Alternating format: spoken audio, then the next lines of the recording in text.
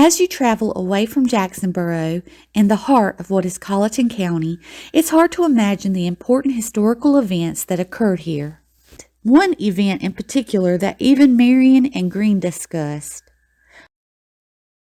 Isaac Hayne was born of an English immigrant. Hayne grew up to be a wealthy rice planter, and he lived in Hayne Hall. Hayne Hall was an elegant three-story English-style home.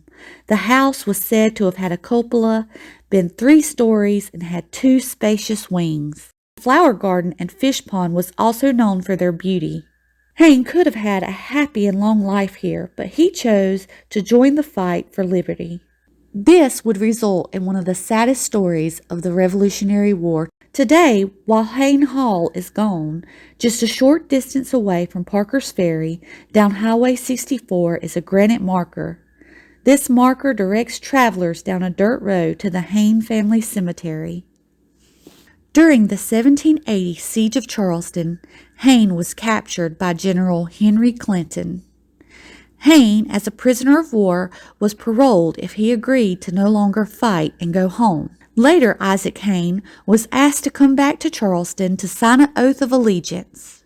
In doing so, he worried that he would be called upon to serve in the British Army. At the time, James Patterson assured him that he would not be needed. In a hurry to get back to his sick wife and children who had come down with smallpox, he hastily signed the oath. By the summer of 1781, Hayne was informed that he would have to join the British cause. Hayne felt lied to and as a result refused and went back to the Patriot Army, where he was commissioned as colonel.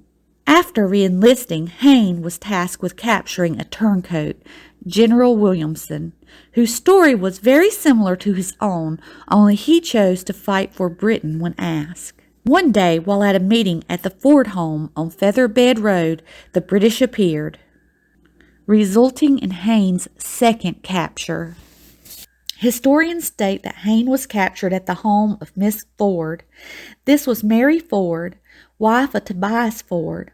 The Ford home was called Woodford, as a name it continues to bear. When it was discovered that the British were approaching, Hayne made an attempt to escape through a rice field, pursued by mad Archie Campbell. Hayne's horse, King Harold, failed him, and he was captured. One account of Colonel Hayne's capture is recorded as thus.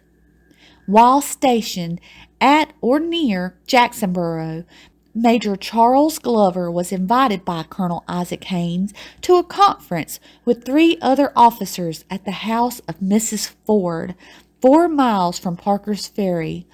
While at dinner, the party discovered a troop of 93 British dragoons entering the avenue leading to the house. In an attempt to escape across an old rice field, Colonel Hayne's horse, King Harold, fell into a ditch and he was captured. Major Glover escaped after a hot pursuit of some 4 miles by plunging his horse into the Edisto River and swimming to the other side, untouched by many pistol balls firing at him. At one time, a leader made a cut at him with his sword. The blade entered the saddle, making a deep gash, and the saddle was preserved for many years in the family of Major Glover's daughter, Miss Anne Glover Holmes. Because Isaac Hayne did pledge his allegiance to Britain, his act of joining the militia again was an act of treason. He was imprisoned in Charleston awaiting execution. However, many people did not believe what Haynes did to be a treasonous act. In fact, many other patriots had also done the same thing. Regardless, Hayne believed that he would be treated as a soldier and face a firing squad. Captured by the British in July, he was held prisoner in the Provost of the Exchange Building in Charleston until the day of his execution, August 4th, 1781. Historians draw a vivid picture of Colonel Isaac Hayne's march from the Exchange Building to the scaffold. Some record that Colonel Hayne still believed that he would be granted the death of a soldier before a firing squad, and when he saw the scaffolding, he was betrayed by slight emotion. If correct, his calm was soon restored as he adjusted the mask over his eyes and gave signal for the cart to move, thus showing his enemy how a brave man dies and reassuring his friends and family that he was prepared. Almost up to the end, Colonel Hayne could not believe that such a death was planned. It was contrary to all the laws regulating warfare. He was not a prisoner of war, nor was he a British subject. A prisoner of war could not be executed for lawful conduct in the exercise of duty. A British subject would have the right to a fair trial. Denied this fair trial, he asked to die before a firing squad. This request was ignored. Even the man who captured him, Mad Archie Campbell, expressed regret that he had not shot him so that he could have died as a soldier. The death of Colonel Hayne is believed to have been hasted because of the end of the war. Less than 2 months after his death, Lord Cornwallis surrendered at Yorktown. Evidence, says one writer, that the patriotism of Hayne's grave added impetus to winning the War of Independence.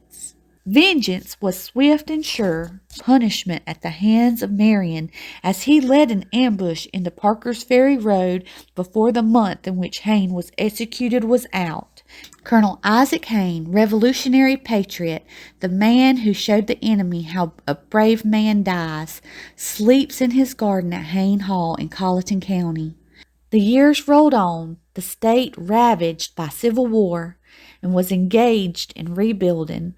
Weeds grew around the grave of the Colleton County martyr.